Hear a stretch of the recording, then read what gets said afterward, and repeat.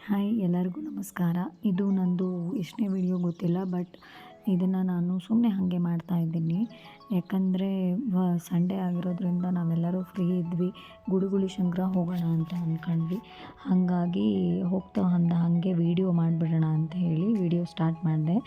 Already ಎಲ್ಲರೂ ಹೋಗಿ ಕಾರಲ್ಲಿ ಕೂತಿದ್ದಾರೆ. ನಾನು, ನಮ್ಮ ಮನೆಯವರು, ಹಾಗೆ ನನ್ನ 2 ಮಕ್ಕಳು ಇಬ್ಬರು ಎಲ್ಲರೂ ಸೇರಿ ಹೋಗ್ತಾಯಿದ್ದೀವಿ. ಹೋಗೋ ಟೈಮಲ್ಲಿ ಸ್ವಲ್ಪ ಮೋಡ ತುಂಬ ಜಾಸ್ತಿ ಆಗಿತ್ತು, ಮಳೆ ಬರೋ ಹಂಗಿತ್ತು.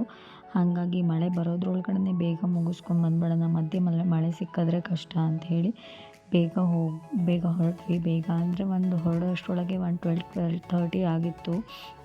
ನನ್ನ ಮಗಳದ್ದು ಡ್ಯಾನ್ಸ್ ಕ್ಲಾಸು ಇತ್ತು, ಅದನ್ನೆಲ್ಲ ಮುಗಿಸ್ಕೊಂಡು ನಾವು ಹೊರಟ್ವಿ. ರೆಡಿ ಆಗೋದೇ ಲೇಟ್ ಆಯಿತು. ಅದಾದಮೇಲೆ ಇನ್ನೇನು ಹೋಗ್ತಾ ಇದ್ವಿ. ಆಮೇಲೆ ಕಾರಲ್ಲಿ ಸಾಂಗ್ ಎಲ್ಲ ಕೇಳಿಕೊಂಡು ನನ್ನ ಮಗಳು ಫುಲ್ ಎಂಜಾಯ್ ಮಾಡ್ಕೊಂಡು ಬರ್ತಾಯಿದ್ಲು. ಅವಳಿಗೆ ಸಾಂಗು ಮತ್ತು ಡ್ಯಾನ್ಸ್ ಅಂದರೆ ತುಂಬ ಇಷ್ಟ. ಸೊ ಅವಳು ಸುಮ್ಮನೆ ಕೂತಂಗೆ ಹಾಗೆ ಡ್ಯಾನ್ಸ್ ಮಾಡ್ತಾನೆ ಇರ್ತಾಳೆ. ಅಲ್ಲಿ ರೋಡ್ ತುಂಬ ಚೆನ್ನಾಗಿದೆ. ಆಯನೂರಿಂದ ಒಳಗೆ ಹೋಗಬೇಕು. ಆ ಕಡೆ ಈ ಕಡೆ ಫುಲ್ಲು ಹಸಿರಿದೆ, ನೋಡೋಕ್ಕೆ ತುಂಬ ಚೆನ್ನಾಗಿದೆ. ಎಲ್ಲಿ ನೋಡಿದ್ರೂ ಹಸಿರು ಕಾಣುತ್ತೆ, ಮರ ಗಿಡ ತೋಟ ಎಲ್ಲ ಕಾಣುತ್ತೆ. ಹಾಗೆ ಹೋಗೋ ದಾರಿಲಿ ಅಲ್ಲೊಂದು ಕೆರೆ ಇತ್ತು, ಅಲ್ಲಿ ಅದು ಚೆನ್ನಾಗಿತ್ತು. ಅಲ್ಲಿ ಫುಲ್ಲು ಕೆರೆ ಫುಲ್ಲು ತಾವರೆ ಹೂವಿತ್ತು. ಕೇಳಿರ್ತೀರ ನೀವು ತಾವರೆ ಹೂವನ್ನ. ಹೋಗೋವಾಗ ನಮಗೆ ನಿಲ್ಲಿಸ್ಬಿಟ್ಟು ವೀಡಿಯೋ ಮಾಡೋಕ್ಕಾಗಲಿಲ್ಲ. ಹಾಗಾಗಿ ಕಾರಲ್ಲೇ ಕೂತ್ಕೊಂಡು ಹಾಗೆ ಒಂದು ಸ್ವಲ್ಪ ಹಾಗೆ ವೀಡಿಯೋ ಮಾಡ್ಕೊಂಡ್ವಿ ಅಷ್ಟೇ. ಇನ್ನೇನು ಬರುವಾಗ ಎಳೆದ್ಬಿಟ್ಟು ಬರೋಣ ಅಂತ ಹೇಳಿ ಕಾರಲ್ಲಿ ಕೂತ್ಬಿಟ್ಟೆ ಒಂಚೂರು ವೀಡಿಯೋ ಮಾಡ್ಕೊಂಡ್ವಿ. ಅದಾದಮೇಲೆ ಸ್ವಲ್ಪ ಹೊತ್ತಿಗೆ ದೇವಸ್ಥಾನಕ್ಕೆ ರೀಚ್ ಆದ್ವಿ. ಕಾರನ್ನ ಪಾರ್ಕ್ ಮಾಡಿಬಿಟ್ಟು ಹೊರಡೋಣ ಅಂಥೇಳಿ ಕಾರ್ ಪಾರ್ಕ್ ಮಾಡಿ ಹೊರಟ್ವಿ. ಅಷ್ಟರೊಳಗೆ ಮಳೆ ಬಂತು. ಸ್ವಲ್ಪ ಹಾಗೆ ಮಳೆ ಸ್ಟಾರ್ಟ್ ಆಯಿತು. ಅದಾದಮೇಲೆ ಮಳೆ ಸ್ವಲ್ಪ ನಿಂತ ಮೇಲೆ ಎಲ್ಲರೂ ಇಳಿದ್ಬಿಟ್ಟು ಕಾರಿಂದ ದೇವಸ್ಥಾನಕ್ಕೆ ಹೊರಟ್ವಿ. ಮಳೆ ಬಂದಿರೋದ್ರಿಂದ ನೆಲ ಎಲ್ಲ ಒದ್ದೆ ಆಗಿ ಸ್ವಲ್ಪ ಕೆಸರು ಅನಿಸುತ್ತೆ. ಆದರೆ ದೇವಸ್ಥಾನದ ಒಳಗೆ ಎಂಟ್ರ್ ಆಗ್ತಿದ್ದಂಗೆ ಅದೇನೂ ಅನಿಸಲ್ಲ, ಯಾಕಂದರೆ ಅಲ್ಲೆಲ್ಲ ಫುಲ್ ಸಿಮೆಂಟೆಲ್ಲ ಹಾಕಿದ್ದಾರೆ. ಚೆನ್ನಾಗಿದೆ ದೇವಸ್ಥಾನ. ಅವತ್ತು ತುಂಬ ರಶ್ ಇತ್ತು, ಯಾಕಂದರೆ ಸಂಡೇ ಆಗಿರೋದ್ರಿಂದ ತುಂಬ ಜನ ಬಂದಿದ್ದರು. ಅದಕ್ಕೆ ನಾವು ಸಂಡೇ ಟೈಮ್ ಇದೆ ಅಂತಲೇ ಹೋಗಿದ್ದಾಗಿತ್ತು. ಆದರೆ ದೇವಸ್ಥಾನ ಒಳಗೆ ಹೋಗ್ತಿದ್ದಂಗೆ ಏನೋ ಒಂಥರ ಪೀಸ್ಫುಲ್ ಫೀಲಿಂಗು ಚೆನ್ನಾಗಿತ್ತು. ದೇವಸ್ಥಾನ ಒಳಗೆ ಹೋಗಬೇಕಿತ್ತಲ್ಲ, ಹೊರಗಡೆ ನಲ್ಲಿ ಇತ್ತು, ಕೈ ಕಾಲೆಲ್ಲ ತೊಳ್ಕೊಂಡು ಹೋಗೋಕ್ಕಿತ್ತು. ಸೊ ಕಾಲೆಲ್ಲ ತೊಳ್ಕೊಂಡು ದೇವಸ್ಥಾನಕ್ಕೆ ಒಳಗೆ ಹೋಗೋಣ ಅಂತ ಹೇಳ್ಬಿಟ್ಟು ಸ್ಲಿಪ್ಪರೆಲ್ಲ ಬಿಚ್ಚಿ ನನ್ನ ಮಗಳದ್ದು ಶೂ ಎಲ್ಲ ಹಾಕ್ಕೊಂಬಂದಿದ್ಲು. ಅದನ್ನು ಬಿಚ್ಚಿ ಎಲ್ಲರೂ ಕೈಕಾಲು ಮುಖ ತೊಳ್ಕೊಂಡು ಒಳಗೆ ಹೋಗೋಣ ಅಂಥೇಳಿ. ದೊಡ್ಡ ಮಗಳು ಫಸ್ಟೇ ಓಡ್ತಿದ್ದಾಳೆ, ಅವಳು ಎಲ್ಲದರಲ್ಲೂ ಮೊದಲಾಗಬೇಕು ಅಂತ ಅವಳು. ಹಾಗಾಗಿ ಅವಳು ಮೊದಲೇ ಹೋಗ್ತಾಯಿದ್ಲು. ನಾವು ನಿಧಾನ ಕಾಲೆಲ್ಲ ತೊಳ್ಕೊಂಡು ಎಂಟ್ರಾದ್ವಿ. ದೇವಸ್ಥಾನ ಮಾತ್ರ ತುಂಬ ಚೆನ್ನಾಗಿದೆ. ಸುತ್ತಲೂ ಹಸಿರು, ಮರ ಗಿಡ ಬೆಟ್ಟ ಎಲ್ಲ ಇದೆ. ನೋಡೋಕ್ಕೊಂಥರ ಚೆನ್ನಾಗಿದೆ. ದೊಡ್ಡ ಮರ ಇದೆ ಅಲ್ಲಿ ಎಂಟ್ರಾಗ್ತಿದ್ದಂಗೆ, ಬಿಲ್ವಪತ್ರೆ ಮರ, ತುಂಬ ಚೆನ್ನಾಗಿದೆ. ದೊಡ್ಡ ದೇವಸ್ಥಾನ, ಅದ್ರ ಪಕ್ಕಕ್ಕೆ ಇನ್ನೊಂದು ಚಿಕ್ಕ ದೇವಸ್ಥಾನ ಇದೆ, ಅದು ಚೆನ್ನಾಗಿದೆ. ಅದಾದಮೇಲೆ ಕೆಳಗಡೆ ಒಂದು ಕೊಳ ಇದೆ, ಅದು ಆಮೇಲೆ ಹೇಳ್ತೀನಿ ನಾನು ನಿಮಗೆ. ಫಸ್ಟೇ ದೇವಸ್ಥಾನದ ಒಳಗೆ ಹೋದ್ವಿ. ಪೂಜೆನೂ ಎಲ್ಲ ಚೆನ್ನಾಗಾಯಿತು. ಅಲ್ಲೇ ಹಣ್ಣು ಕಾಯಿ ಎಲ್ಲ ಕೊಡ್ತಾರೆ ಪೂಜೆಗೆ ಅಂತ ಹೇಳಿ ಅಲ್ಲೇ ತೊಗೊಂಡು ಅಲ್ಲೇ ಹಣ್ಣುಕಾಯಿ ಮಾಡಿಸಿದ್ವಿ. ಆಮೇಲೆ ಪಕ್ಕಕ್ಕೆ ಒಂದು ದೇವಸ್ಥಾನ ಇದೆ, ಅಲ್ಲಿಗೂ ಹೋಗಿ ಅಲ್ಲೂ ಪೂಜೆ ಮಾಡಿಸಿದ್ವಿ. ಇಲ್ಲಿ ಕೆಳಗಡೆ ಕೊಳದಲ್ಲಿ ಒಂದು ವಿಶೇಷತೆ ಇದೆ. ಏನಂದರೆ ಇಲ್ಲಿ ಬಿಲ್ವಪತ್ರೆ ಎಲೆ ಕೊಡ್ತಾರೆ. ಅದನ್ನು ತಗೊಂಡು ನಮ್ಮ ಮನಸ್ಸಲ್ಲಿ ಏನೇ ಆಸೆ ಇದ್ರೂ ಅದನ್ನು ನಾವು ನೆನೆಸ್ಕೊಂಡು ಕೇಳಿಕೊಂಡು ನೀರಲ್ಲಿ ಬಿಟ್ಟರೆ ಅದು ಕೆಳಗೆ ಹೋಗಿ ಮತ್ತೆ ಮೇಲೆ ಎದ್ದು ಬಂದರೆ ಆವಾಗ ಅದು ನೆರವೇರುತ್ತೆ ಅಂತ ಅರ್ಥ ಅಂತ ಎಲ್ಲರೂ ನಂಬಿರೋದು. ಅದು ಅಕಸ್ಮಾತಲ್ಲೇ ಕೆಳಗೆ ಹೋಗಿ ಕೂತ್ಕೊಂಡ್ರೆ ಅದು ಆಗಲ್ಲ ಅಂತ ಹೇಳ್ತಾರೆ. ಸೊ ಅದೇನೋ ನಂಬಿಕೆ ಹಿಂದೆಯಿಂದನೂ ನಡೆದು ಬಂದಿರೋದು. ನಾವು ಹಾಗೆ 3 ಎಲೆಗಳನ್ನ ತೊಗೊಂಡ್ವಿ. ನನಗೊಂದು, ನನ್ನ ಮಗಳಿಗೊಂದು, ಹಾಗೆ ನಮ್ಮ ಮನೆಯವರು ಒಂದು ಎಲೆ ತೊಗೊಂಡ್ರು. 3 ಎಲೆ ತೊಗೊಂಡು ಆ ಕಡೆ ಪೂಜೆ ಎಲ್ಲ ಮುಗಿಸ್ಕೊಂಡು ಇನ್ನೇನು ಹೋಗೋಣ ಅಂಥೇಳಿ ಕೊಳದ ಹತ್ರ ಹೋದ್ವಿ. ಅಲ್ಲಿ ತುಂಬ ಜನ ಆಲ್ರೆಡಿ ಇದ್ದರು. ಹಾಗಾಗಿ ತುಂಬ ರಶ್ ಇತ್ತು, ಜಾಗನೂ ಇರಲಿಲ್ಲ. ಅದಕ್ಕೆ ನಮಗಷ್ಟು ಅಲ್ಲಿ ಗೊತ್ತಿರಲಿಲ್ಲ ಅಲ್ಲ, ಸ್ವಲ್ಪ ನಿಂತ್ಕೊಂಡು ನೋಡಿದ್ವಿ ಹೀಗೆಲ್ಲ ಮಾಡ್ತಾರೆ ಅಂತ. ಅಲ್ಲೇ ಪಕ್ಕದಲ್ಲಿ ಒಂದು ಶಿವನ ವಿಗ್ರಹ ಇದೆ.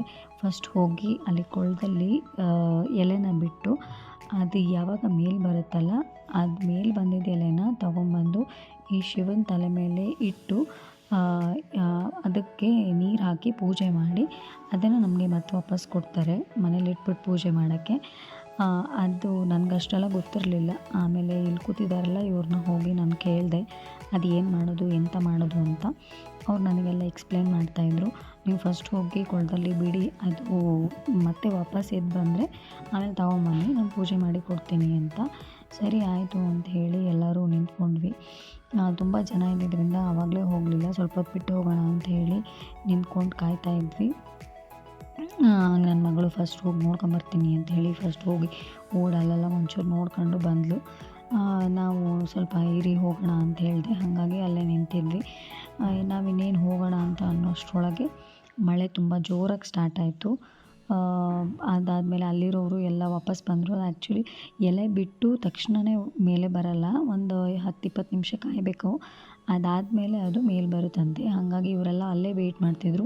ಮಳೆನೂ ಜೋರಾಯಿತು, ಹಾಗಾಗಿ ಅವರು ಎಲ್ಲ ವಾಪಸ್ ಬಂದರು.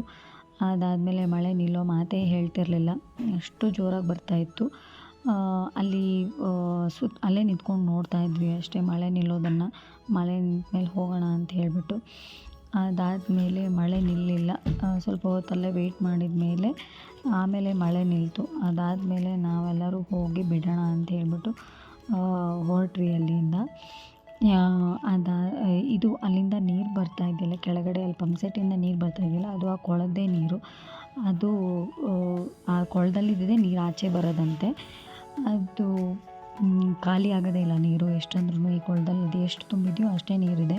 ಇದೆಲ್ಲ ಶಿವನ ಜಡೆ ಅಂತೆ, ಶಿವನ ಜಡೆ ಅಂತ ಹೇಳ್ತಾರೆ. ಕೆಳಗಡೆ ಈ ಕೊಳದಲ್ಲಿ ಒಂದು ಶಿವಲಿಂಗನೂ ಇದೆ. ಅದೇನೋ ಹಿಂದೆ ಒಂದು ಕತೆ ಇದೆ, ಚೆನ್ನಾಗಿತ್ತು, ಕೇಳಿದೆ. ಆಮೇಲೆ 3 ಜನನೂ ಯಾರೂ ಇಲ್ಲದೆ ಇರೋ ಆ ಕಡೆ ಒಂದು ಕಡೆ ಸೈಡ್ ಕಾರ್ನರ್ ಬಂದುಬಿಟ್ಟು ಬೇಗ ಬರಲಿ ಅಂತ ಹೇಳ್ಬಿಟ್ಟು ಬಿಟ್ವಿ. ನಮ್ಮ ಮನಸ್ಸಲ್ಲಿ ಇದ್ದಿದ್ದನ್ನ ಕೇಳಿಕೊಂಡು. ನಂದು ಕ್ಲೀನಾಗಿ ಹೋಗಿ ಕೆಳಗಡೆ ಕೂತ್ಬಿಡ್ತು ಸ್ಟೆಪ್ಸ್ ಮೇಲೆ. ಅದು ಬರೋ ಮಾತೇ ಹೇಳ್ತಿರ್ಲಿಲ್ಲ. ನನ್ನ ಮಗಳು ಬಿಟ್ಟ ತಕ್ಷಣ ವಾಪಸ್ ಬಂತು. ಸ್ವಲ್ಪ ಹೊತ್ತಿಗೆ ಅವಳದೇ ಫಸ್ಟ್ ಬಂತು. ಅದಾದಮೇಲೆ ನಮ್ಮ ಮನೆಯವ್ರದ್ದು ಬಿಟ್ಟರು. ಬಿಟ್ಟು ಸ್ವಲ್ಪ ಹೊತ್ತು ಆಗ್ತಿದ್ದಂಗೆ ಅವ್ರು ಬಿಟ್ಟಿರೋ ಎಲೆನೂ ಬಂತು.